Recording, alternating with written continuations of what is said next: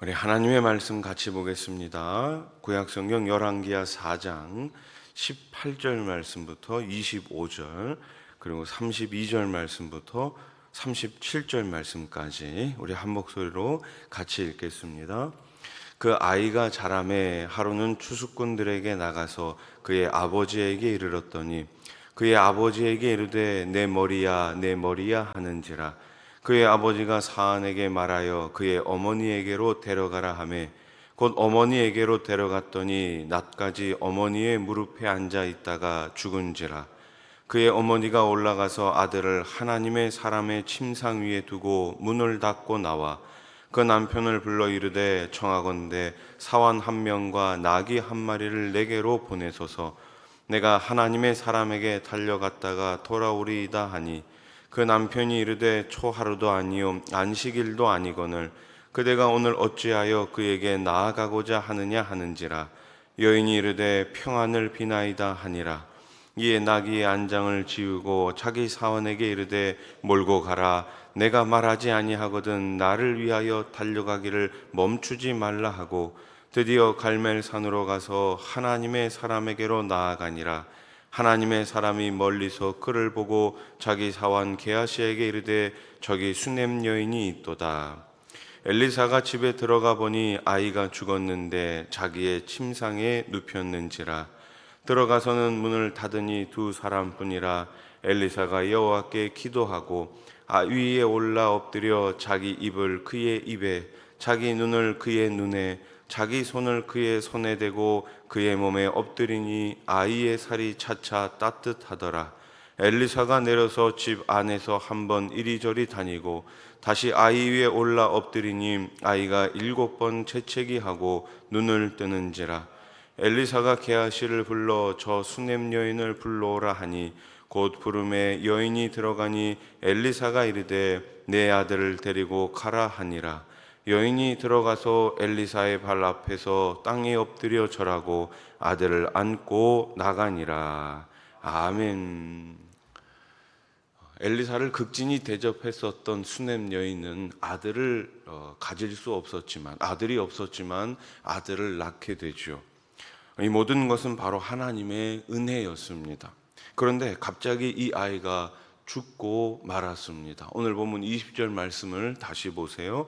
곧 어머니에게로 데려갔더니 낮까지 어머니의 무릎에 앉아 있다가 죽은지라. 아멘. 이는 일반적인 우리의 기대를 무너뜨리는 이야기입니다. 사실 어렵게 얻은 아들 아닙니까? 하나님께서 주신 아들이에요.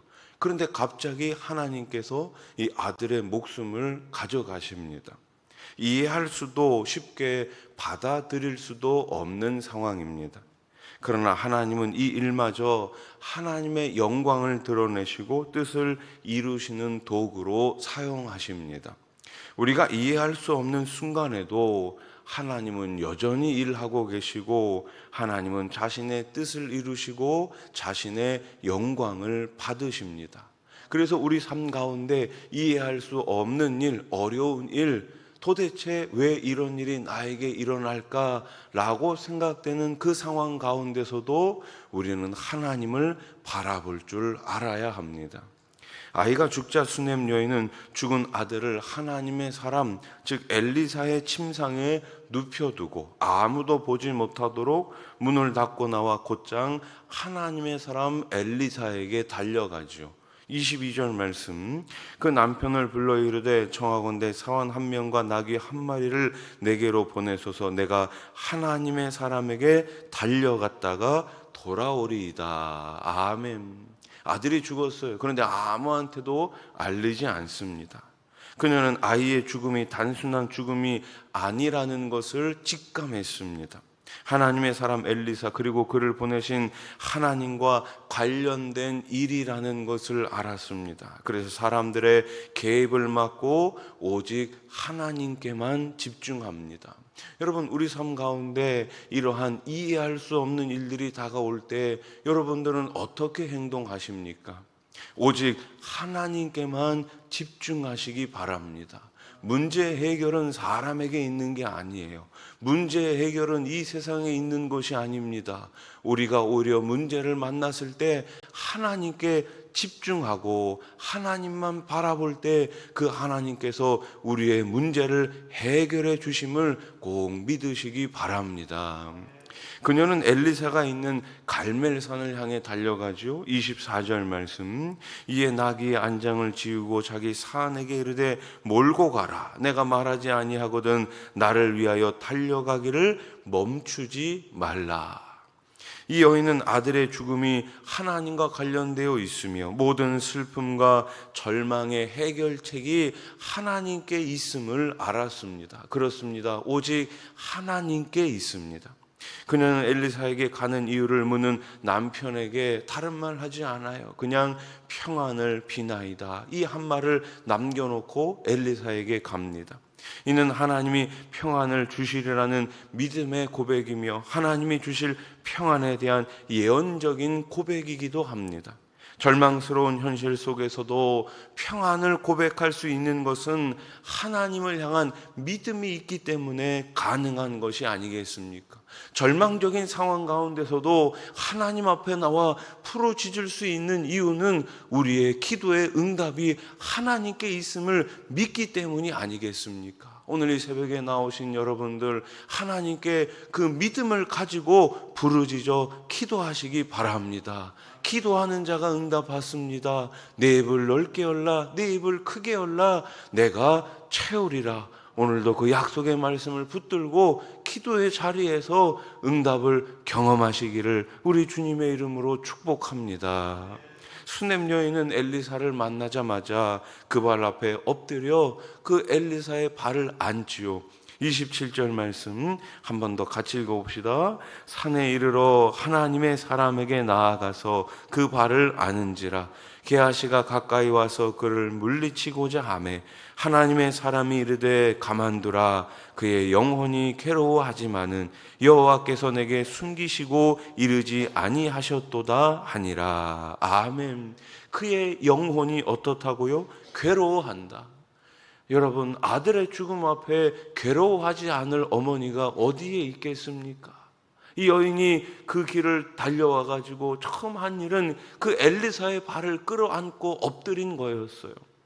당시의 통념상 받아들이기 어려운 행동이었습니다. 그렇지만 그녀에게는 이런 것이 중요하지 않았겠지요. 체면이나 사람들의 이목이 전혀 중요하지 않았습니다. 사랑하는 아들의 갑작스러운 죽음 앞에 큰 슬픔과 하나님의 은혜에 대한 갈망으로 지금 이런 행동을 하고 있는 거예요. 우리가 진정으로 하나님을 갈망한다면 그 무엇도 걸림돌이 될 수 없습니다. 엘리사는 사환 게하시를 먼저 여인의 집으로 보냅니다. 하지만 수넴 여인은 엘리사를 떠나지 않고 엘리사가 직접 가기를 강청하고 있습니다. 왜냐하면 엘리사가 하나님의 사람임을 믿었기 때문이에요.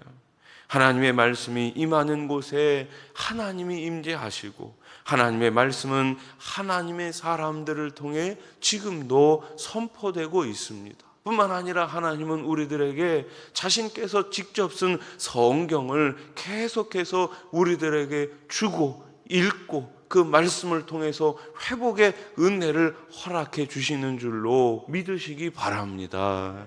그녀가 원하는 것은 생명이신 하나님의 임재였어요. 그래서 우리의 기도의 제목도 매일매일 하나님의 임재여야 할 줄로 믿습니다. 우리의 예배 가운데 우리 하나님 임재해 주시옵소서. 우리의 가정 가운데 하나님 임재해 주시옵소서. 우리들의 자녀들의 걸음걸음마다 우리 하나님 임재해 주시옵소서. 하나님의 임재, 성령의 임재가 가득한 우리 교회가 될 수 있기를 소원합니다.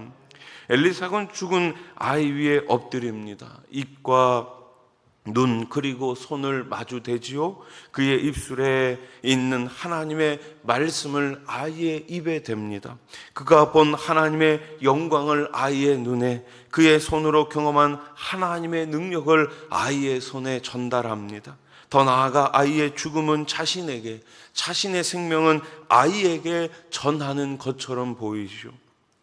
예수님이 베푸신 은혜가 바로 이것입니다. 예수님은 하나님의 말씀으로 오셨고 하나님의 영광을 보여주셨으며 하나님의 능력을 경험하게 하셨습니다. 무엇보다 우리의 죄를 대신 지셨고 우리에게 십자가 위에서 영원한 생명을 허락해 주셨습니다. 하나님은 우리를 그렇게 지금까지 사랑하십니다. 하나님은 우리를 사랑하십니다.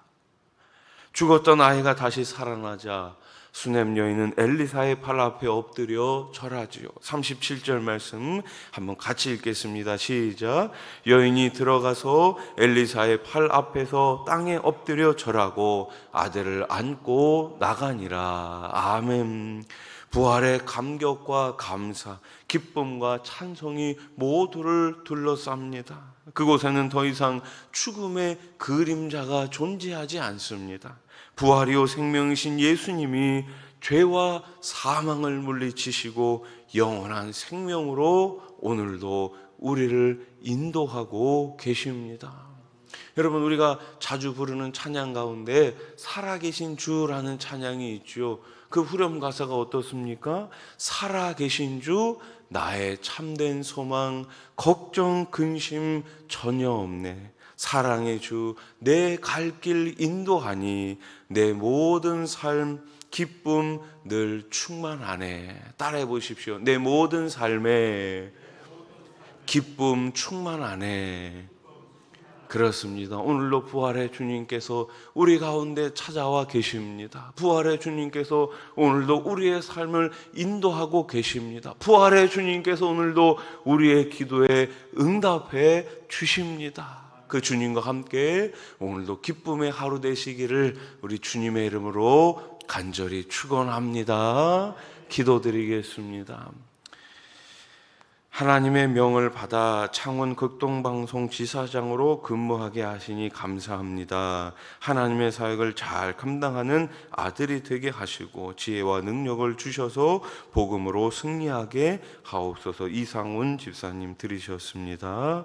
전능하신 하나님 아버지 감사합니다. 우리의 모든 삶을 지금도 알고 계시고 지켜보고 계시고 다시금 회복의 은혜를 주시는 전능하신 하나님, 이 시간 우리 삶을 회복시켜 주시옵소서. 우리의 믿음을 회복시켜 주시옵소서. 우리의 삶을, 우리의 일터를, 우리의 가정을, 우리의 자녀를 회복시켜 주시옵소서. 무엇보다 우리 삶 가운데 있는 우리 몸의 질병 가운데 우리 하나님 회복의 은혜를 허락하여 주시옵소서. 오늘 죽은 수넴 여인의 그 아들을 우리 하나님 살려 주셨습니다. 우리를 살려 주시옵소서. 우리 교회를 살려 주시옵소서. 우리의 자녀들을 살려 주시옵소서. 병상에 계신 분들을 다시금 우리 하나님 회복의 은혜 십자가 보혈로 깨끗하게 치료해